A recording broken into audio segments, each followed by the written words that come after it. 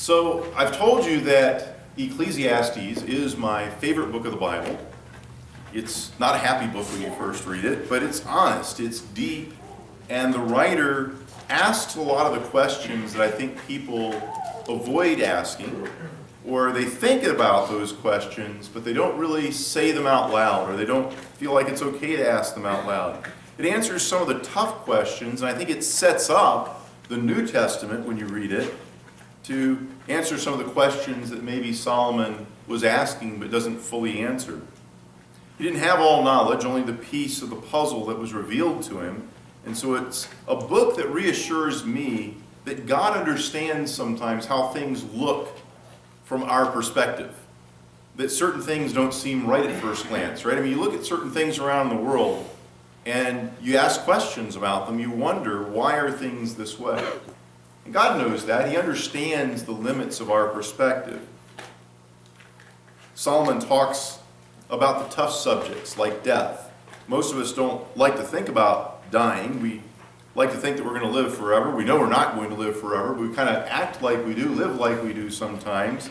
You can't live with the thought of death there sitting in your mind all the time. It's not healthy. Life needs to mean something. We want to think that we can somehow make a difference. There's a poem by Dylan Thomas, as he writes about the life of his father. Do not go gentle into that good night. How many people have heard of that poem? It's a very famous poem. I love it. I'm going to share just the first three stanzas of it with you. As he's struggling with the death of his father, life of his father, he says, do not go gentle into that good night. Old age should burn and rave at close of day. Rage, rage against the dying of the light.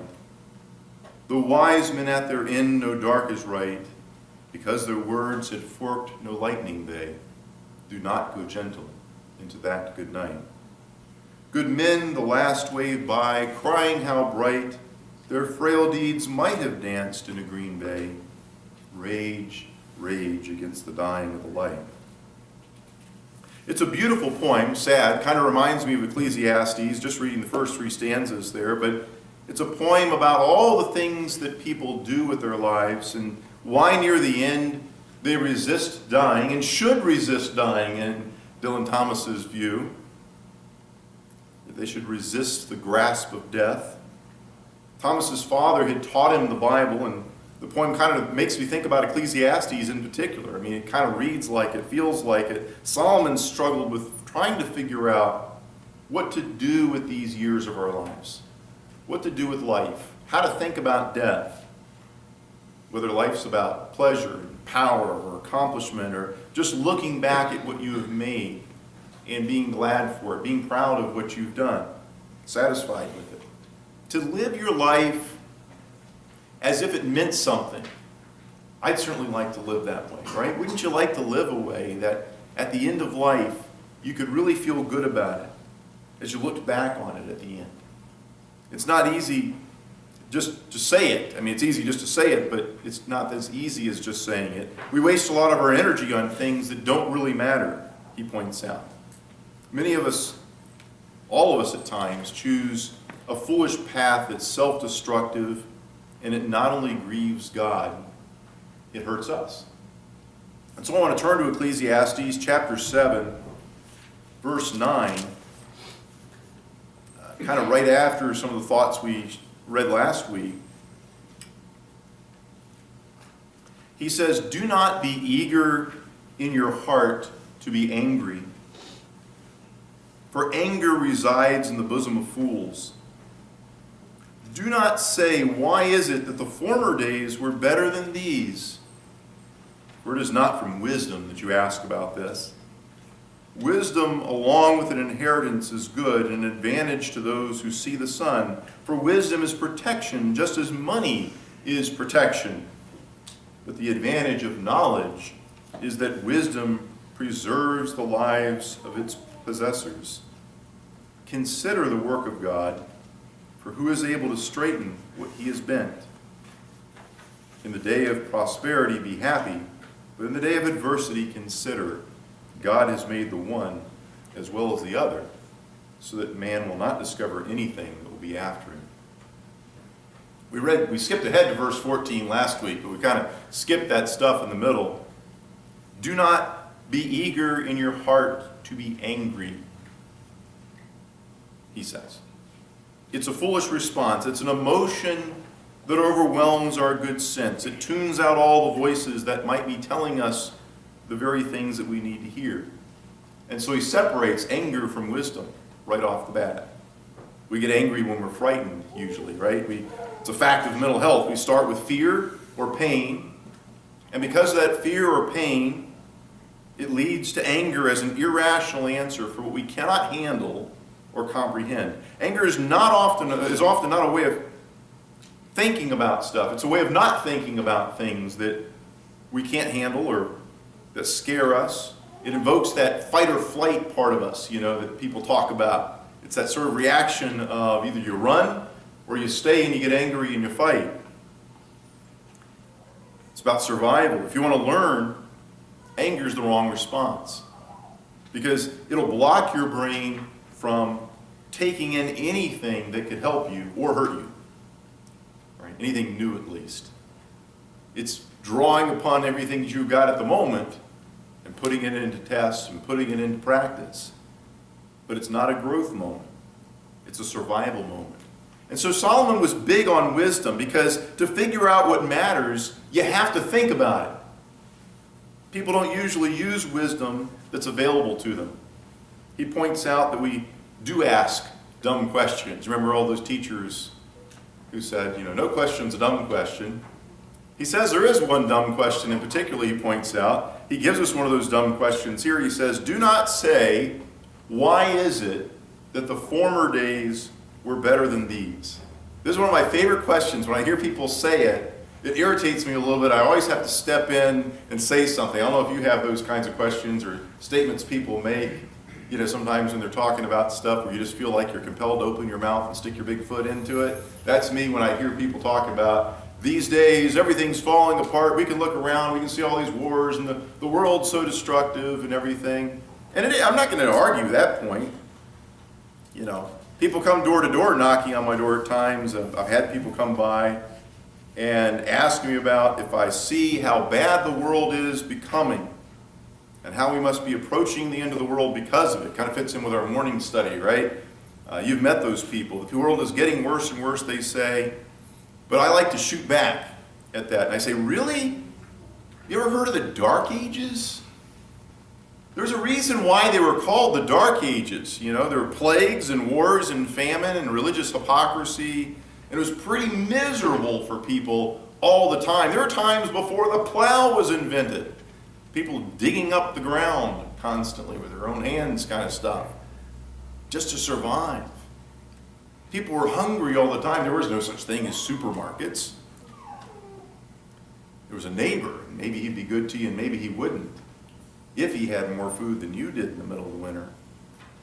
They called it the Dark Ages for the reason. In the days of Jesus, Romans were nailing a lot of people to crosses. They were conquering the nations around them, ruling with brutal emperors who didn't have any morals at all. Their own historians wrote about their own emperors and talked about how bad they were. They practiced slavery. They killed people for sport in the Colosseums. They left unwanted babies to die on the mountainsides of exposure. And the Romans were admired by many of their neighbors because they were considered to be more civilized. They had fairer laws than any of their neighbors. People looked over at the Romans and said, man, I'd like to live there. There were people who tried to move in to Rome. The Goths originally, they tried to move into Rome at one point. They wanted to become Roman citizens. They were willing to die in the Roman armies in order to become Roman citizens because it offered a better life for them. You think about it. And that's the kind of world they lived in. And here's Solomon, 1,000 years before Jesus Christ, talking about people of his day who are concerned about how people used to be more moral than they are today. They made the same argument. What is that, 3,000 years ago?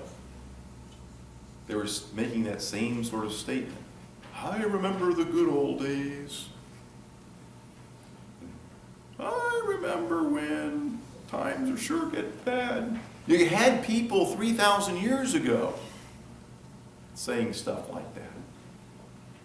And he says there's no wisdom in thinking that way. Why? Because you can't fix the present by lamenting that the past is gone, that it was better. It even kind of implies here, it wasn't really better. You thought it was better. You didn't live then. It wasn't really better. They were people, whoever they were. They had their own problems. The only safeguard that you have is to seek wisdom for handling your own life. You can't fix the past, and dreaming about it is just a lie. So focus instead on the difference you can make now. And he goes on, verse 15. It says, I have seen everything during my lifetime of futility.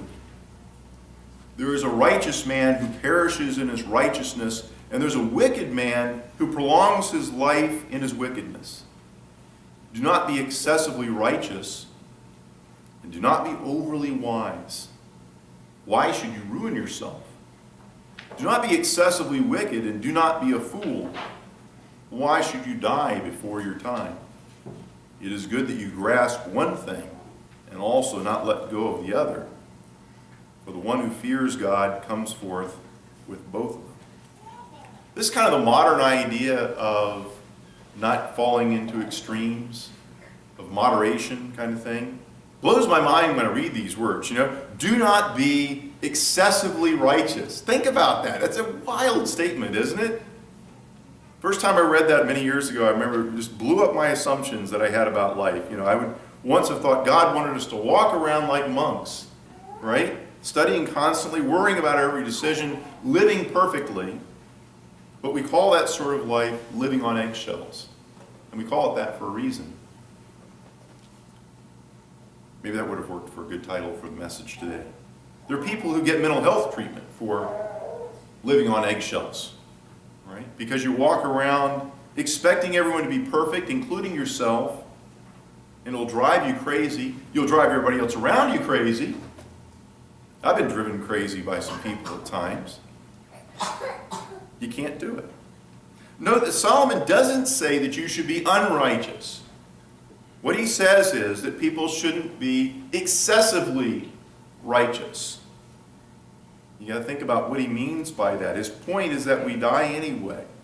When you look at Jesus and Paul later on, they talk about the same idea of a person depending upon their own righteousness to save them, living as if every mistake doomed us. It will destroy you to live that way, Solomon says. And Paul kind of reiterates that idea that you can't make yourself righteous. And if you want to set yourself up as being more righteous than all the people around you, it's going to cause you troubles, and you're going to miss the good news of Jesus Christ.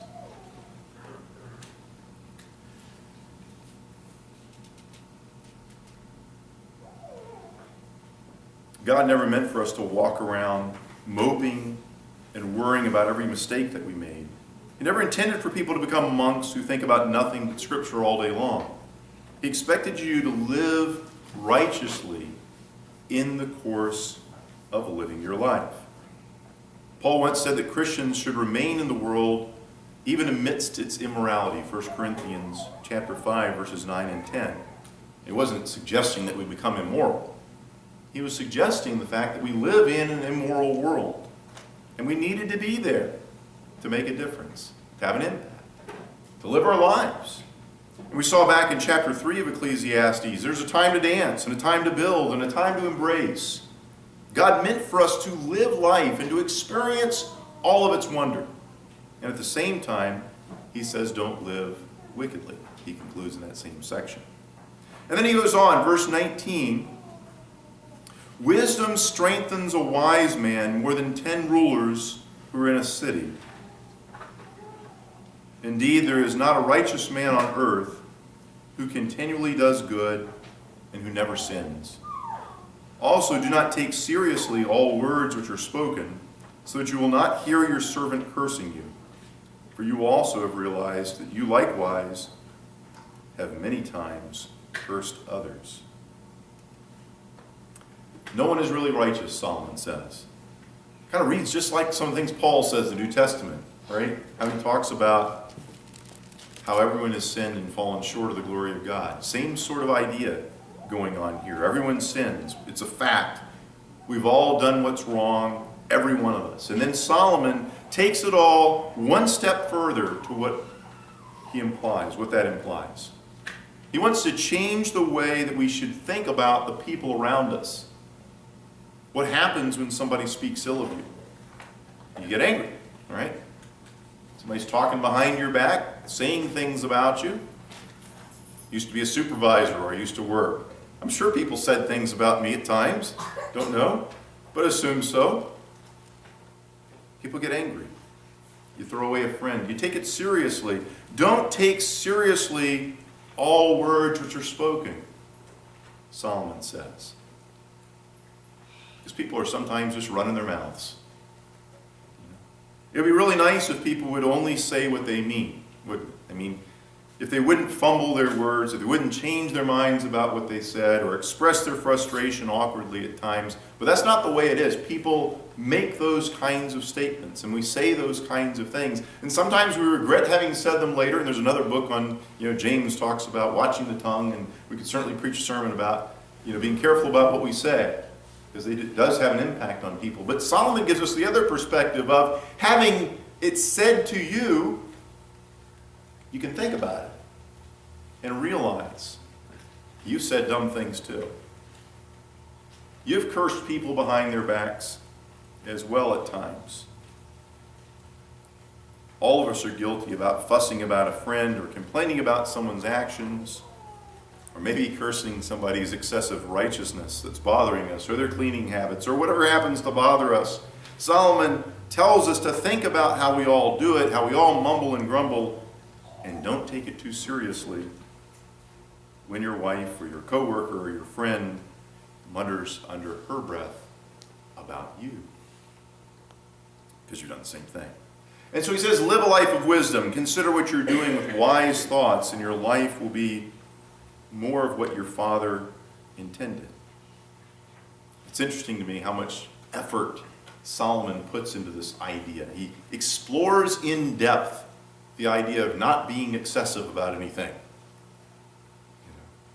Living in moderation. He goes into meticulous detail about it. Excessively, to say you shouldn't be excessive about things. His conclusions: don't get angry too quickly.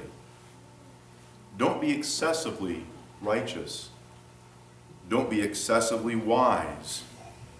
Don't take things too seriously, particularly when someone speaks ill of you. You'll want God to look over your mistakes. Right? And so you should be willing, you should be thinking about looking over the mistakes of others.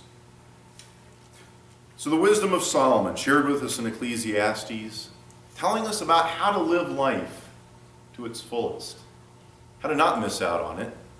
We see a lot of those things, again, repeated in the New Testament. When Jesus comes along and he sees people living by a bunch of extra rules they've come up with to make certain that everyone stays righteous in God's eyes.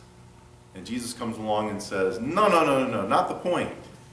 And he boils his rules down to two rules, right? Love your neighbor as yourself. Love the Lord your God with all your heart and all your soul and all your strength. Do those two things, he says, and you'll fulfill the entire law.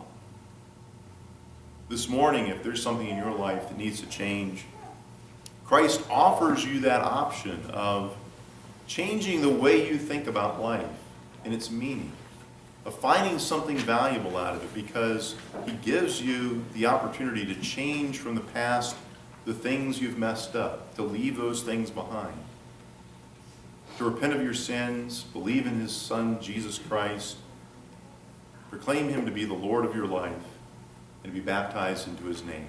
This morning, if you want to turn your life over to him, or if you need prayers of the congregation for any other reason, we offer you that opportunity as we stand and sing.